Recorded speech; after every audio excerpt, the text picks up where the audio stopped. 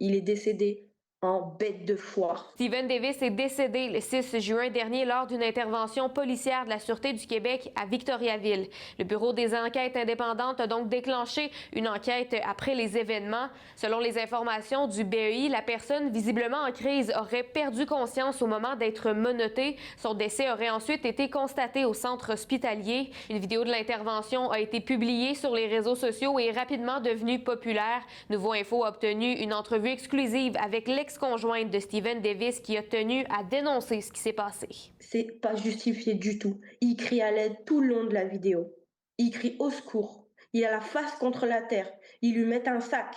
Oui, ok, le sac c'est pour éviter les crachats. Comment un individu, au sol, la face contre le béton, peut cracher sur les policiers? Faut me l'expliquer. Ok, qui est en psychose, c'est une autre affaire. Mais ça ne justifie pas et ça ne justifie en rien comment ils ont traité Steven. On voit clairement que les policiers sont juste totalement dans la maîtrise de Steven. J'ai demandé à l'ex-enquêteur de la Sûreté du Québec, Harold Bernatchez, de regarder la vidéo qui circule sur les réseaux sociaux et de me dire ce qu'il en pense avec les informations qu'il a devant lui. Voici ce qu'il avait à dire. C'est pas une intervention, personnellement, que je trouve critiquable au niveau du travail des policiers. L'individu, ce qu'on en apprend, c'est que c'est un individu qui est très fort, très costaud, et lorsqu'il se désorganise, est extrêmement difficile à maîtriser et qu'il est connu en plus du milieu policier. En 3 ans que j'ai vécu avec lui, je ne l'ai jamais vu mettre un coup à un policier.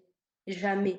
Il a toujours coopéré à se faire embarquer. Et c'est même lui qui m'a rassuré de ce qui se passait puisque moi je comprenais rien. Ils auraient pu chercher à comprendre pourquoi il a fait cet acte-là, alors qu'il y a quelques semaines en arrière, il a demandé de l'aide, mais il y a personne qui l'a entendu. De voir une intervention où on a plusieurs policiers, pour certaines personnes, ça paraît, sont donc bien nombreux. Les policiers tentent de le maintenir dans ce qu'on appelle la fameuse position latérale de sécurité, garder l'individu sur le côté pour éviter de bloquer les voies respiratoires. De temps à autre, ils ont dû le mettre sur le ventre parce qu'à un moment donné, il réagissait très fortement. Il l'aurait juste assis 5 minutes.